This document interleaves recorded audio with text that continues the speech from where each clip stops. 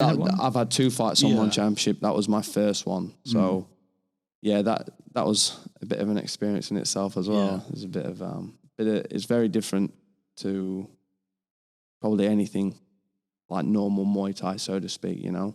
Especially like the weight cut process is all different. The hydration test you have to do. Tell me a bit more about that. So how's it different?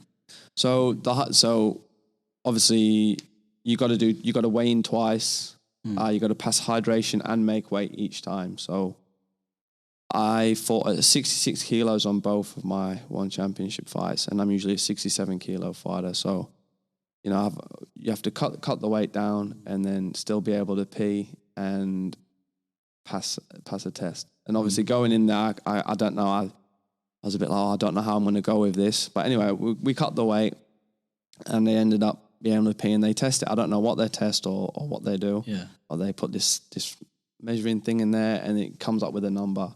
And if the numbers say over, I think 250, you fail hydration because you're too dehydrated. Yeah. And if it's under it, then you pass because you're hydrated. Did you know this going into it? I knew this going into it, but we kind of was like, I think we know how to, because George had fought on one championship just before me, and he did the same thing, but he passed hydration. So we were like, all right, he did it like that, we'll do it, it'll work.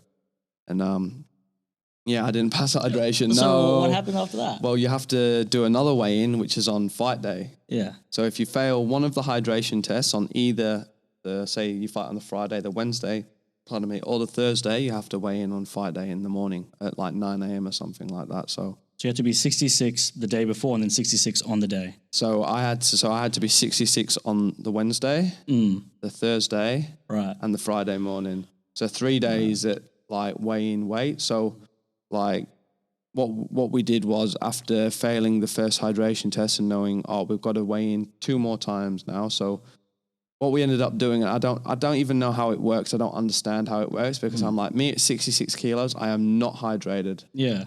I'm like a 74, 75 kilo walk around. Yeah. So me at 66, I'm like, I don't understand, but all right, fair enough. So after the weigh-in, I ended up drinking as much as I could until I was peeing clear.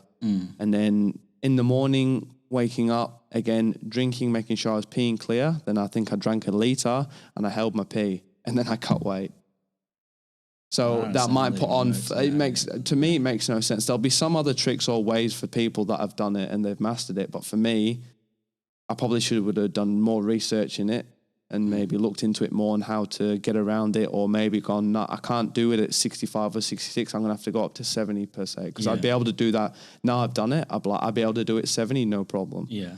But the second, for the first fight, the weigh-in on the Thursday and the Friday, I passed hydration because I did that. So obviously I'd cut the weight, I drank it back up again, and I think I got up to, it was 70 kilos or 71 just from drinking to make sure I pee clear. And then I cut the weight again, back down to 66. Right. So when you cut the second time, you're more hydrated because you had I think it's the amount of fluid that's in your bladder more than anything, because I can never understand how I'd be hydrated at 66 kilos when I don't understand that, but I passed anyway. The pee was perfectly clear, and I made the weight, and then obviously I did it again on the fight day. And do you feel like that impacted your performance on the day? I don't like using excuses, but it's definitely a detriment, because your opponent passes the hydration and weight check on the Wednesday and the Thursday. They get 24 plus hours. Right. But they don't have to do it's only if you fail the hydration that you have to weigh in 3 times. If you pass both of them, you only do it twice.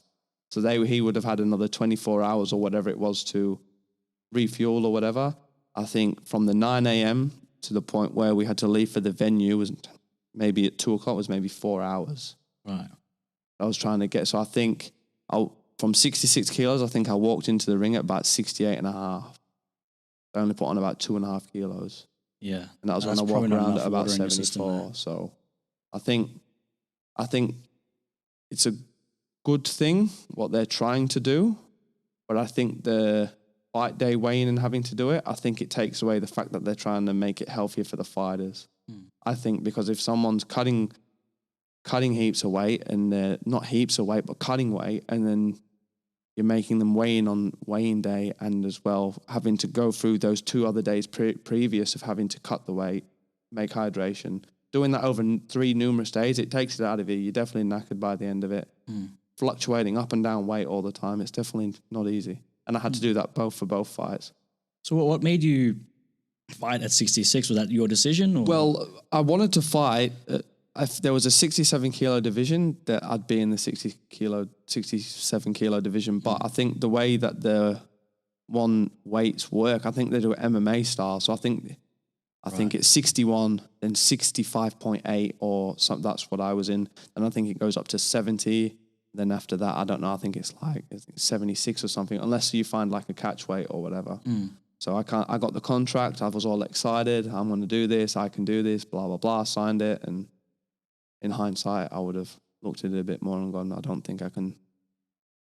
Maybe it'll be not that I can't do it, but it'd be a struggle getting down to that weight and trying to hydrate. Right. So the weight that you're fighting at was part of the contract. Like you actually had to fight in that division. Yes. Oh, wow. Yeah. It was. It was in there what division I'd be in. So yeah, and at that particular time, I didn't have a nutritionist or anything like that helping me. I was kind of just winging it by myself. And because I was so worried about making this weight and hydration, I tried to get my weight as low as I possibly could. So by the time I got there, I'd try and only have a couple of kilos to go, rather than going into a fight week with not a massive weight cut or anything like that, but enough so I could do it comfortably and be able to refuel properly. You know what I mean? So yeah, it was a whole mental whirlwind doing it like that. It was very, very different. Yeah.